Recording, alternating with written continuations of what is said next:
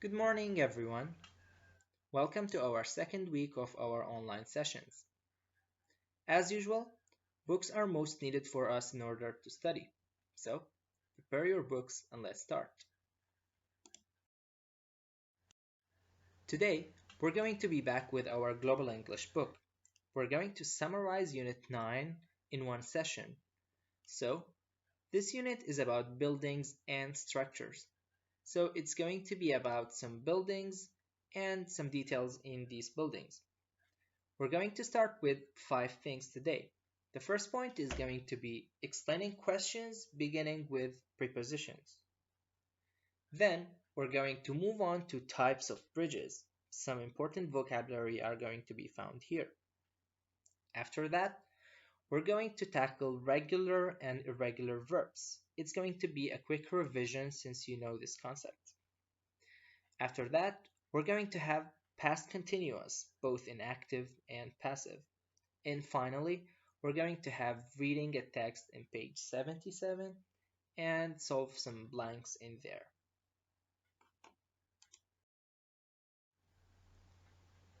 As you already studied that prepositions are one type of parts of speech, you know also that prepositions are words that show relationship between other words in a sentence. Here, we have a full list for these prepositions in English. We already know the ones that are basic that we use all the time. And if you have a look on this list, you may notice some new ones that you rarely use. So, you may have a look on this until we continue with another subject. So, our concern here is going to be explaining questions beginning with prepositions. There are two ways to put prepositions in a question. The first one is to put it in the beginning of the question. The other one is to put it in the end of it. And when we say the end, we don't necessarily mean the last word in a sentence, but not in the beginning of this sentence. So, we're going to give examples and see which one is better to do. The first example is, in which country is the ancient city of Petra? We have the preposition at the beginning of the sentence here, which is better than the other sentence. Which country is the ancient city of Petra in? Both are right. However, the first one is clearer to avoid any confusion that may happen to the hearer. We have another example. From which building can you watch the sunset twice in less than a minute? So notice that from the preposition is at the beginning of the sentence. It's better than the other sentence. Which building can you watch the sunset twice in less than a minute from? Both are right again, however, the first one is clearer. So, to make this subject as clear as possible and to check your understanding to it, we're going to open page 72, exercise number 5. I'm going to give you time to stop the video and start solving each one of these 5 sentences. After that, I'm going to give you the answers with the explanation of each one. So, I hope that you did well in each one of these sentences. To start with the first one, which city is the Empire State Building in? It's a good question. However, we want to make it even better. So, what will we do? We're going to take the preposition in, put it at the beginning of the sentence, and it's going to be, in which city is the Empire State Building? A better question than the first one. Then we're going to move to the second sentence, which is a little bit different since you have 3 prepositions here. The sentence is, which country did Marco Polo set sail from on his travels to Asia? Some people may find it confusing to find the preposition, the right one. They would say we have 3, from, on, and to. However, there is an easy way to find this. If you take to, it already has object of preposition, which is Asia. If you have on, it has object of preposition, which is his travels. However, if you take from, here's the question. We're asking from which country? So the answer will be From which country did Marco Polo set sail on his travels to Asia? Number 3 is going to be easier. Which Spanish island is Mount Tade on? So, easy one. We're going to take on, put it at the beginning of the sentence. On which Spanish island is Mount Tade? Number 4. Which country did the Portuguese explorer Vasco da Gama sail to in 1498? In this one again, we have two prepositions. The first one is to, and the second one is in. So you would notice that in already has object of preposition, which is 1498. However, to doesn't. So we're going to do it in this way. To which country did the Portuguese explorer Vasco da Gama sail in 1498? The last one is going to be a little bit different, and it's an exception that I'm going to explain in the second slide. So we have, who did the French give the Statue of Liberty to in 1886? The answer is going to be, to whom did the French give the Statue of Liberty in 1886? So notice that who became whom.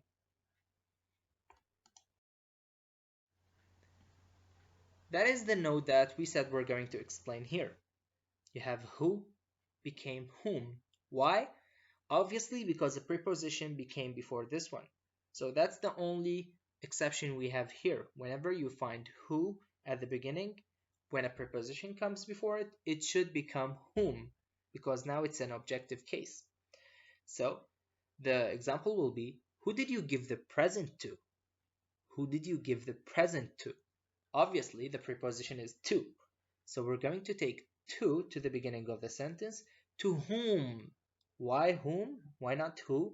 Because there is a preposition to. So to whom did you give the present?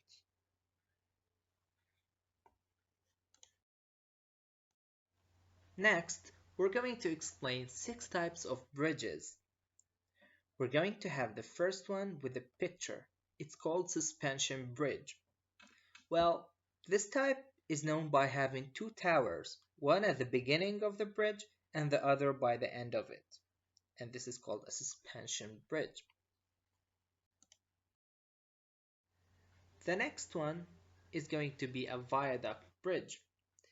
A viaduct bridge should usually be on a valley, and it carries big vehicles like trains or big cars. Moving on to the third one, which is aqueduct bridge. This one should contain water, so we call it aqueduct bridge. The next type is called footbridge, and we're very familiar with this one. We have it actually everywhere in our city. So this one, it's only for pedestrians. No cars can be on this bridge, only for pedestrians, called footbridge. It can be known from the name easily. This type is called drawbridge. A drawbridge is only different in one aspect, which is it can be movable. The last type is cable-stayed bridge. This one has a tower and many cables hanging out from it to support the deck. Here we are. After we knew these 6 types of bridges, we would open page 74 and solve the question. The answers are already given here. So starting with the first one, which is already solved, suspension bridge, the answer is going to be B. So it's supported by strong steel cables hung from a tower at each end of the bridge. As we said, 2 towers, one at the beginning, one at the end. Number 2, a viaduct. What's a viaduct? It carries vehicles such as trains and cars over a valley. After that, we're going to have aqueduct. What's aqueduct? It's E. It carries water. This is the only different one about this type. Number four is going to be a footbridge. Which one is the definition, the right definition for a footbridge? Actually, it's F because it's narrow bridge for pedestrians only. As we said, no vehicles should be on this type of bridges. Number five, a drawbridge, the movable one. So the answer will be C. Castles and old cities had this type of movable bridge. Finally, and obviously, we have the cable-stayed bridge, which will be A. It has two towers from which cables are hung to support the deck.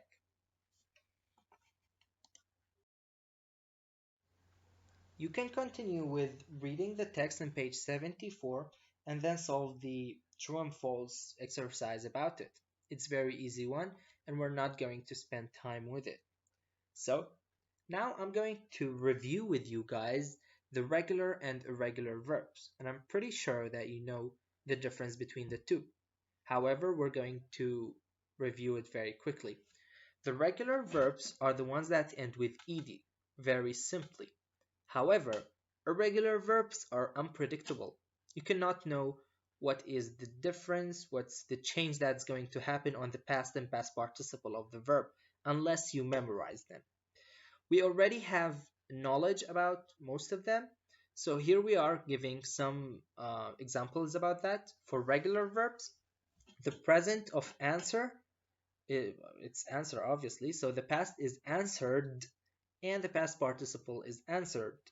That's a regular one. The past and past participle are the same. Ask, asked, asked. Boil, boiled, boiled. Believe, believed, believed. It's very simple and basic. Just add d or ed. Last one is love, loved, loved. However, in the other side, we have different one. The first one is alight.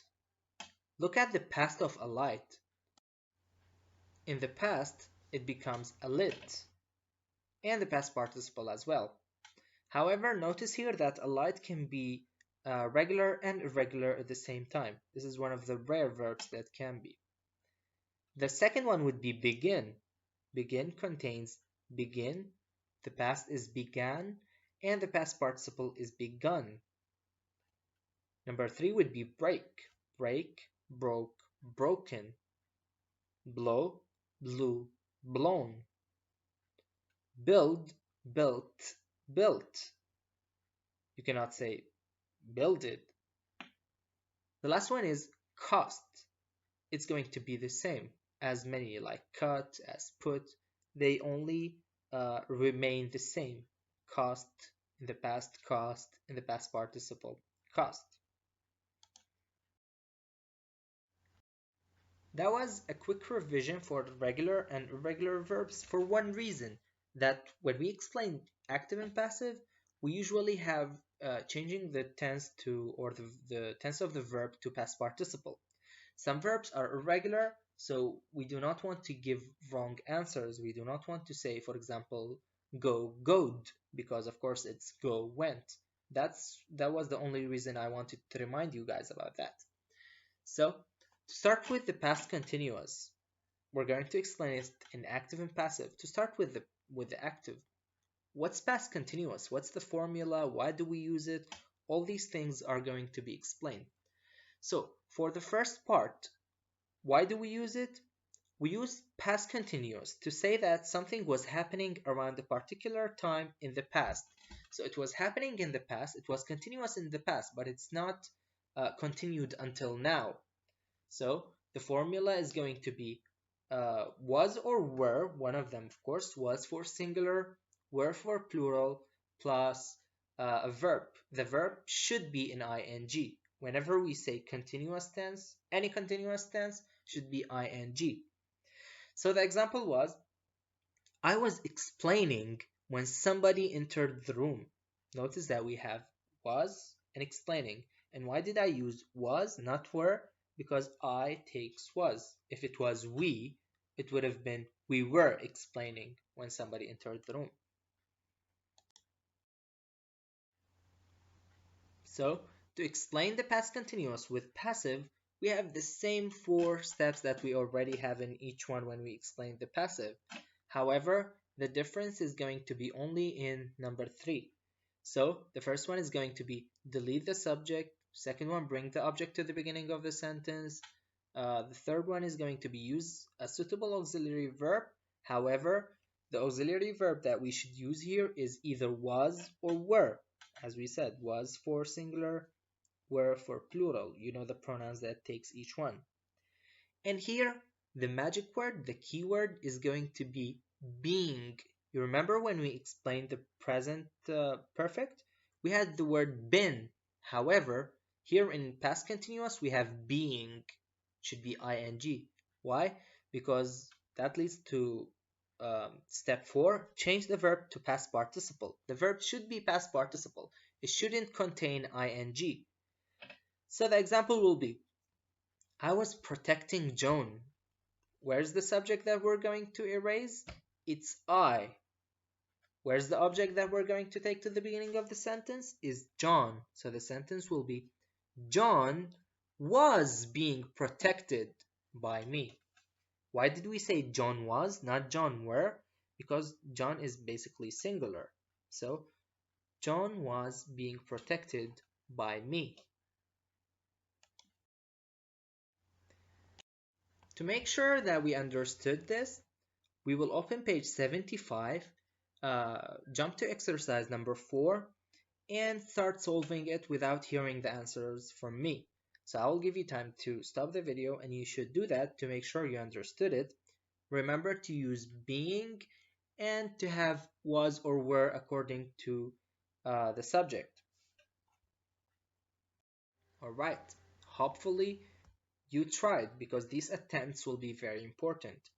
So to start with the first one, which is already solved, we couldn't use our classroom last week because it was dash repaint. So we would say it was being repainted. Notice that repaint became repainted. Why? It's regular. You only added ed. The past participle is only by adding ed. Why did we say being? Because it's our keyword. We should use it. So the first one is already solved. Number 2.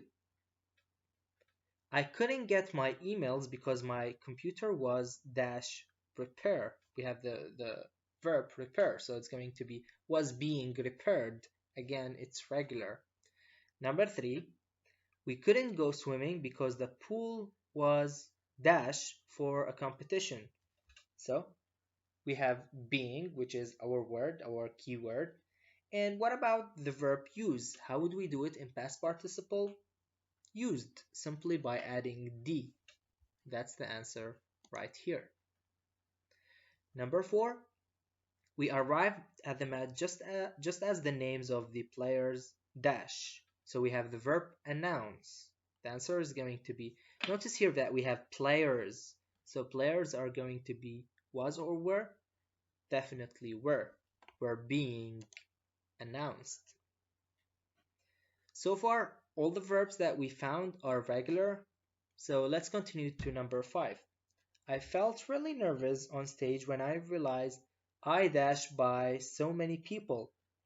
So I takes was. So it's going to be I was being watched. I was being watched. That's the answer. Continuing with the last one. And unfortunately, all the verbs here are regular. So you played really well in the concert.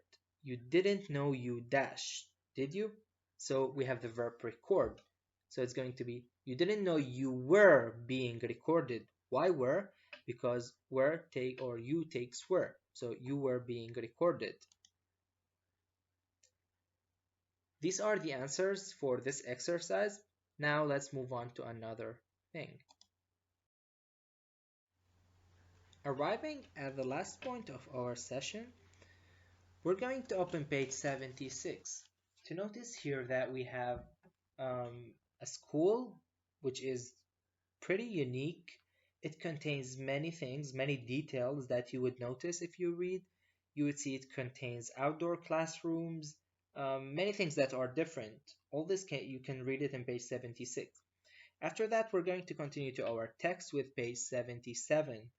In this one, we have 7 words given, which we're going to explain their meanings, and we have to put it in the right places in the text.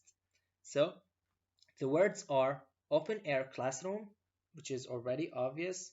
It's a classroom that is in the air, not the one that you sit in and listen in regular schools. Bridges, goat barn. Imagine a school containing a goat barn, some sheep having there. After that, we have solar farm. This solar farm is different since it depends on solar energy, not like electricity. Uh, Continuing with parking, classrooms, and outdoor classrooms. These are the 7 words given. We have to put them in the right places in the text. So we're going to read the text and put them in the right places. The school buildings have 2 stories. The classrooms, so classrooms is already solved here, are all on the ground floor. There are lofts above each classroom where teachers and students can store equipment, books, material, and their work. Staircases lead to the loft, from which students can look down to their classrooms. Students go from one classroom to another by walking across the bridges. So there are bridges between these buildings, between the buildings. There are views from the windows across the surrounding countryside. All the indoor classrooms have access to the outdoor classrooms, which are used when the weather is fine. There is also an open-air classroom near the garden. The school is heated by solar energy provided by its own solar farm. Other features include a vegetable garden, an apple orchard, a goat barn, and a chicken coop. The school is convenient for parents who can drop off their children outside the preschool building. There is also a large parking area. Here we reach the end of our lesson for today. Before we finish, we're going to replace the expression of homework with task. So you're going to have a task for today. It's in Global English Workbook. You will have 2 exercises only. One of them is in page 52. It's exercise number 2. The other one is in page 54, and it's exercise number 2 as well. So I really hope that you try to solve these two. They're going to be very important for you. And finally, thank you so much for your great efforts in watching and listening very carefully. I really appreciate that.